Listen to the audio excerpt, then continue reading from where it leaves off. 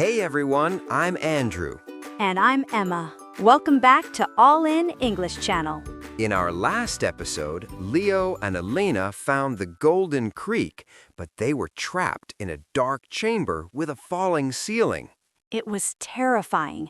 Today, while we see if they survive, we're moving into some higher-level grammar. We'll be looking at the passive voice and phrasal verbs like find out and figure out. The flashlight is out, the ceiling is moving. Let's find out what happens next. Darkness. Total darkness. The ceiling was groaning above them, moving inches lower every second. Leo's heart hammered against his ribs. "The flashlight!" Elena yelled over the noise. "Leo, find the backup batteries in my bag." Leo fumbled in the dark. His hands shook as he searched through the nylon bag. Finally, he clicked the small plastic case. A dim, flickering light returned. "Look at the walls," Elena pointed. "The carvings, they are being crushed." As the ceiling lowered, they could see new symbols that were hidden before. Leo looked at his grandfather's map. "The map says, 'The truth is held by the one who does not take.'" Leo realized something. "Elena, the gold! The trap was triggered when I touched the water to take a coin. If we put the gold back, maybe the ceiling will stop." "But we don't have time to put it all back." Elena looked up. The ceiling was now only 6 feet high. They had to crouch.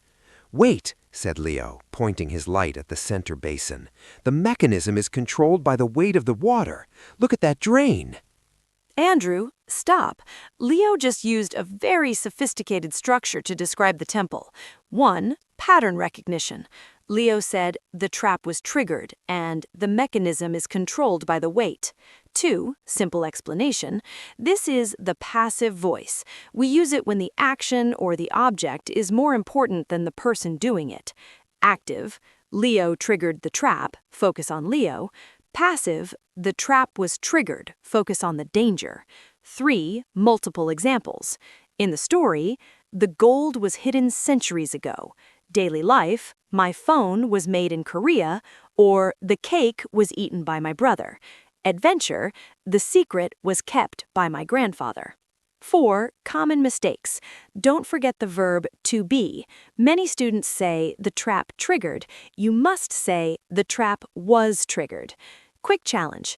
Think of an object near you. Where was it made? My tea was grown in India. Andrew? "My microphone was bought online. Now, can they pull the plug?" Leo dived into the basin. The water was ice cold. He struggled to figure out how the plug worked. It wasn't moving. "Leo, hurry!" Elena was now on her knees because the ceiling was so low. Leo gripped the silver handle and pulled with all his strength. Pop! The water began to run out through the drain. For a second, nothing happened. Then, with a violent jolt, the ceiling stopped. The rumbling died down to a low hum.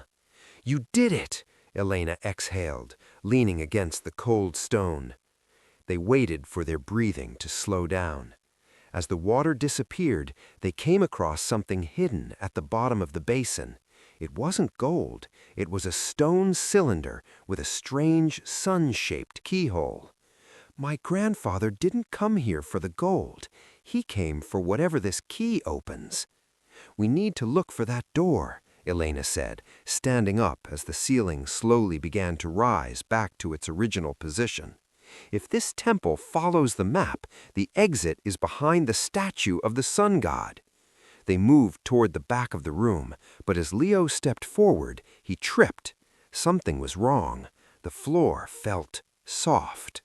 While they search for the door, let's look at those discovery phrasal verbs. The phrasal verbs: figure out, to solve a problem or understand something. Leo had to figure out the plug. Run out, to finish or have no more of something. The water ran out. Come across, to find something by accident. They came across the cylinder. Look for, to search for something. They are looking for the exit. Why use them?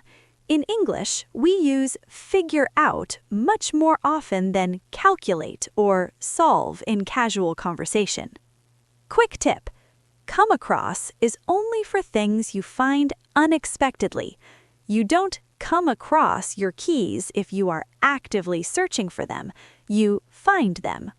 I came across an old photo of us yesterday, Emma. It was so funny. Anyway, back to the temple. Narrating. The soft floor wasn't stone. It was sand, fine white sand that was pouring in from the walls. "It's a second trap," Elena groaned. "The temple was designed to kill anyone who stayed too long."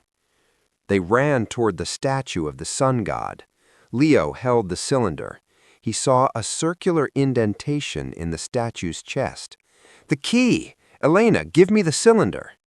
He pressed the stone cylinder into the statue. It fit perfectly. He turned it. Click. The statue rotated, revealing a narrow tunnel, but the sand was already up to their waists. It was like walking through heavy mud. "Go! Go!" Elena pushed Leo into the tunnel. They crawled through the narrow space as the sound of the sand filling the chamber echoed behind them. Finally, they emerged onto a high balcony overlooking a valley they had never seen before. The sun was setting, hitting a giant pyramid in the center of the valley. The entire structure was covered in polished gold. It glowed like a second sun. "The Temple of the Sun," Elena whispered. Leo looked at the map. "We aren't finished, Elena. Look."